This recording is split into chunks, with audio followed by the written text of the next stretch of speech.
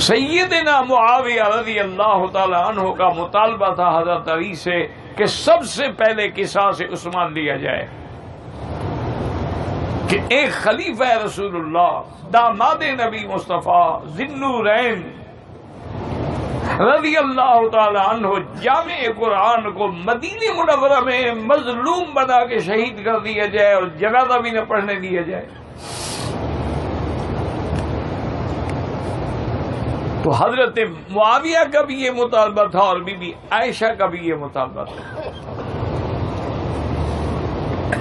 انہوں نے کہا سب سے پہلے آپ حضرت عثمان کے قاتلوں کو پکڑیں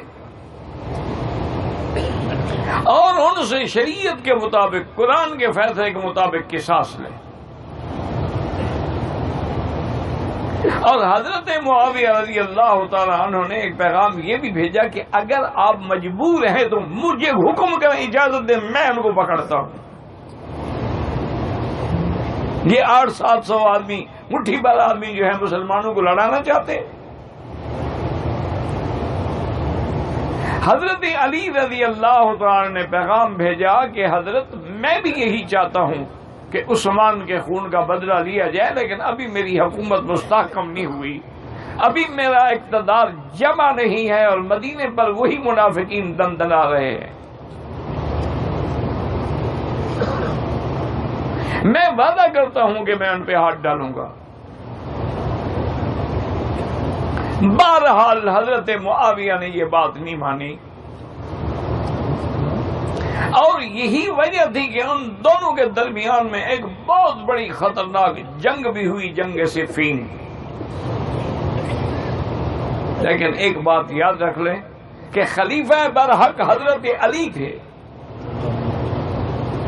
لیکن حضرت معاویہ بھی مجتہد تھے اور بی بی عائشہ بھی مجتہدہ تھی۔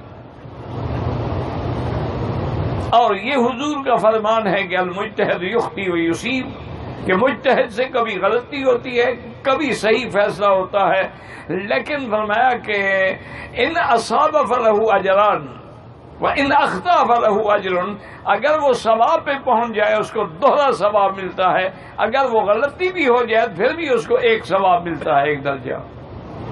یعنی مجتہد خطا کے بعد بھی مصیب ہوتا ہے، ماجور ہوتا ہے، وہ نعوذ باللہ گنہگار نہیں ہوتا۔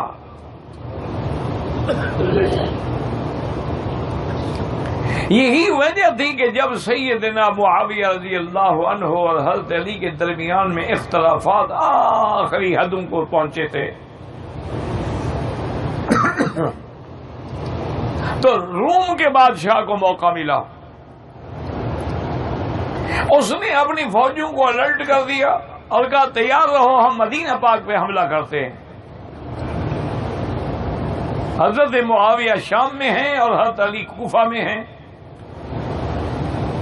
مرکز ان کا جو ہے مدینہ منورہ وہ خالی ہے، آپ اس پہ حملہ کرتے ہیں، اور اگر ہمارا مرکز مدینے پہ قبضہ ہو گیا، اور یہی نعوذ باللہ یہودیوں کی سازشیں ہیں،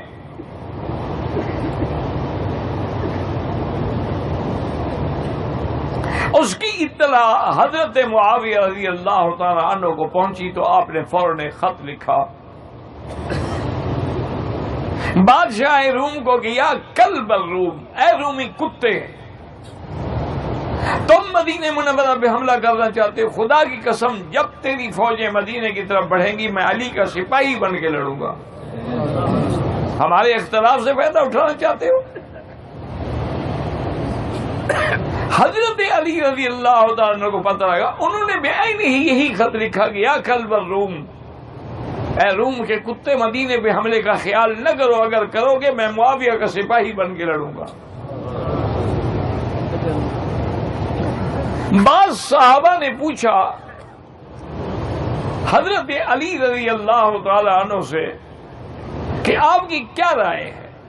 آپ نے فرمایا کیا کہتے ہو؟ ربنا واحد ونبینا واحد ودیننا واحد وکلمتنا واحد، ہمارا رب بھی ایک ہے، دین بھی ایک ہے، نبی بھی ایک ہے، کوئی اختلاف نہیں، اتفاق ہے۔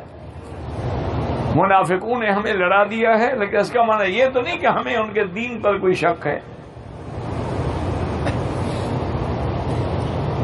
تو بہرحال یہ اختلافات برقرار رہے. حضرت علی رضی اللہ تعالی عنہ کی شہادت کے بعد سیدنا حسن خلیفہ بنے، اور سیدنا حسن رضی اللہ تعالی عنہ نے صحابہ سے بھی مشورہ کیا، حضرت حسین سے بھی مشورہ کیا کہ بھائی جان میں برداشت نہیں کرتا کہ مسلمانوں کی جماعتیں ٹکرائیں، ہم آپس میں لڑ لڑ کے ایک دوسرے کا خون بہاتے رہیں اور دشمن خوش ہوتا رہے. اس لیے میری رائے یہ ہے کہ میں حضرت معاویہ سے صلح کرنا چاہتا ہوں. حضرت حسین بھی راضی ہوئے، صحابہ بھی راضی ہوئے، ارباب حل و عقد بھی راضی ہوئے. حضرت حسین نے حضرت معاویہ سے صلح کر دی. اب حضرت معاویہ بھی خلیفہ بن گئے، اور یہ ہونا بھی تھا. یاد رکھو کہ میرے آقا نے رحمت دو عالم نے صلی اللہ علیہ وسلم نے فرمایا تھا الخلافت 30 سنۃ بعدی، میرے بعد جو صحیح خلافت ہے علی منہاج النبوہ ہے، خلافت راشدہ ہے، وہ تقریباً 30 سال رہے گی. اس کے بعد پھر انحطاط آ جائے. اور یہ بالکل 30 سال جو ہیں حضرت حسین کے 6 مہینے میں پورے ہوتے ہیں.